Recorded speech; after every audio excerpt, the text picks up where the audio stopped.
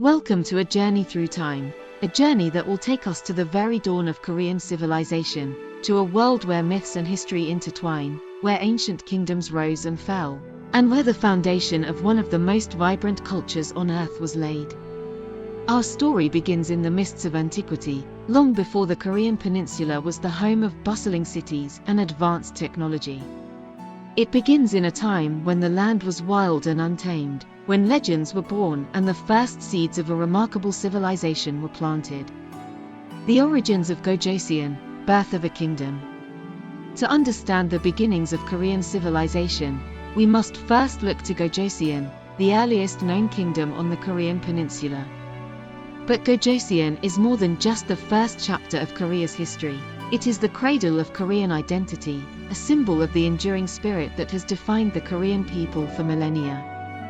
According to legend, Gojoseon was founded in 2333 BCE by Dangun Wangyam, a figure who stands at the intersection of myth and reality. Dangun's story is one of divine origin.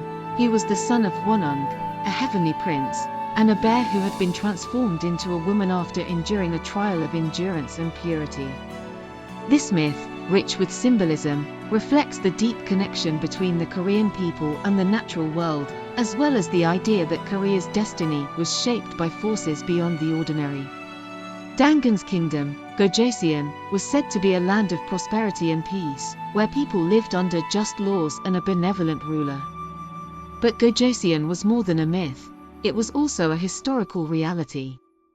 Archaeological evidence suggests that by the first millennium BCE, a centralized state had indeed emerged in the northern part of the Korean Peninsula and parts of Manchuria, marked by a sophisticated culture, advanced metallurgy, and a distinct identity that set it apart from its neighbors. The early days of Gojoseon were characterized by the development of agriculture, which allowed the population to grow and communities to become more complex. The people of Gojoseon were skilled in bronze making, and their tools and weapons were among the most advanced in East Asia at the time. This technological prowess not only gave them a military edge but also facilitated trade and cultural exchanges with neighboring regions, including China, from whom they borrowed and adapted various innovations. As Gojoseon grew in power and influence, it began to exert control over surrounding territories, establishing itself as a significant regional power. This period of expansion, however, also brought Gojoseon into conflict with the emerging Han dynasty in China. The clash between these two powers would eventually lead to the fall of Gojoseon, but not before the kingdom had left an indelible mark on Korean history. The fall of Gojoseon and the rise of new kingdoms. The decline of Gojoseon began in the 2nd century BCE, as internal strife and external pressures from the Han dynasty took their toll. In 108 BCE, after years of conflict, Gojoseon was finally conquered by the Han Chinese, who established commanderies in its former territory.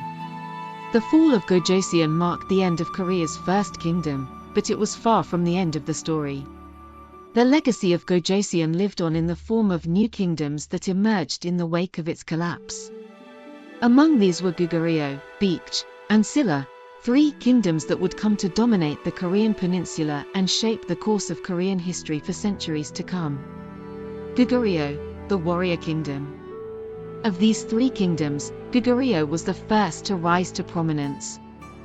Founded in 37 BCE, Goguryeo was born in the rugged mountains and forests of northern Korea and southern Manchuria, a land well suited to the development of a warrior culture. From the beginning, Goguryeo was a kingdom defined by its martial prowess, and it quickly became a dominant force in the region. Goguryeo's kings were not only warriors but also builders and statesmen.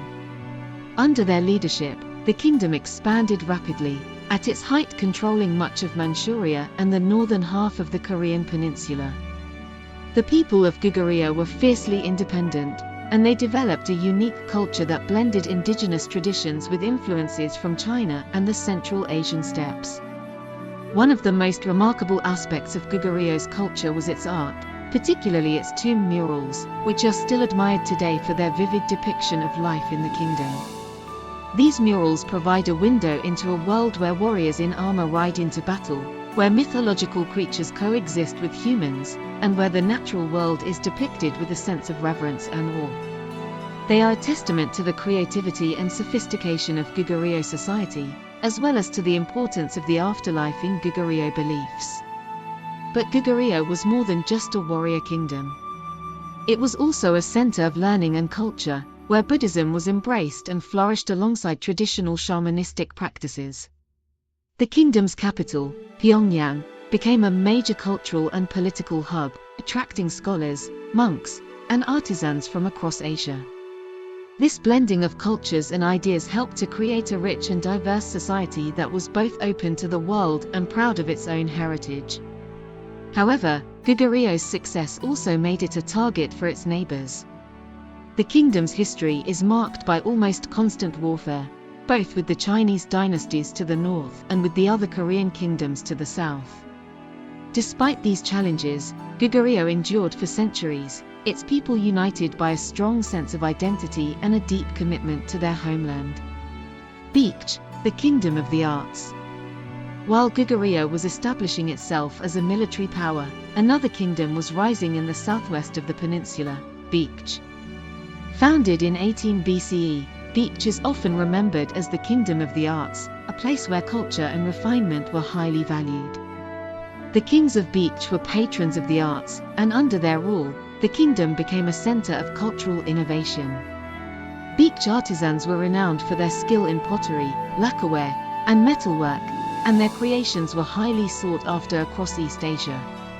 The kingdom was also a pioneer in the spread of Buddhism, which it introduced to Japan, leaving a lasting impact on Japanese culture. Baekje's strategic location on the southwestern coast gave it access to maritime trade routes, and the kingdom became a hub for commerce and cultural exchange. Its capital, initially at Gojoseon, modern-day Seoul, and later at Sabai, modern-day Baekje, was a cosmopolitan city where traders, diplomats, and scholars from across Asia could be found. This openness to the outside world helped Baekje to develop a vibrant and diverse culture that was both distinctly Korean and globally connected. However, Baekje's achievements in the arts and culture were matched by its military ambitions. The kingdom frequently clashed with its neighbors, particularly Goguryeo and Silla, in a struggle for dominance over the peninsula. Despite these conflicts, Baekje maintained its independence for centuries, its people united by a shared sense of identity and a deep appreciation for their cultural heritage. Silla, the Kingdom of Gold. To the southeast of the peninsula, the Kingdom of Silla was quietly growing in strength. Founded in 57 BCE, Silla was the last of the three kingdoms to emerge as a major power, but it would eventually become the most successful. Silla's early history is shrouded in mystery, but by the 4th century CE, the kingdom had developed into a highly centralized state with a powerful monarchy. The Silla kings were known for their administrative skills, and they implemented a series of reforms that strengthened the kingdom's economy and military. One of the most distinctive features of Silla society was its warang, an elite group of young warriors who were trained not only in combat but also in the arts, literature, and philosophy. The warang played a crucial role in Silla's military successes, and their code of conduct, which emphasized loyalty, honor, and courage, became a model for later generations of Koreans. But Silla was not only a warrior kingdom, it was also a land of great wealth and cultural achievement. The kingdom's prosperity was reflected in the gold crowns, jewelry, and other treasures that have been found in its royal tombs, earning Silla the nickname, the Kingdom of Gold. These artifacts are remarkable for their craftsmanship and artistry, and they provide a glimpse into a society that valued beauty and refinement as much as strength and power. Silla's cultural achievements were not limited to the material world. The kingdom was also a center of learning and spirituality, where Buddhism flourished and was integrated into the fabric of daily life.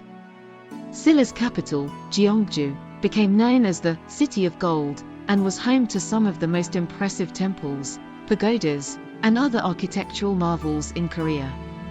These structures, many of which still stand today, are a testament to the kingdom's rich cultural heritage and its deep connection to the spiritual world. Despite its cultural and military successes, Silla's path to greatness was not without challenges. The kingdom was frequently at odds with its neighbors, and it was only through a combination of diplomacy, military strategy, and internal reform that Silla was able to survive and eventually thrive. Part 2 is coming up soon, where we will explore the unification of Korea, so stay tuned. Don't forget to like the video and subscribe to the channel. Until next time.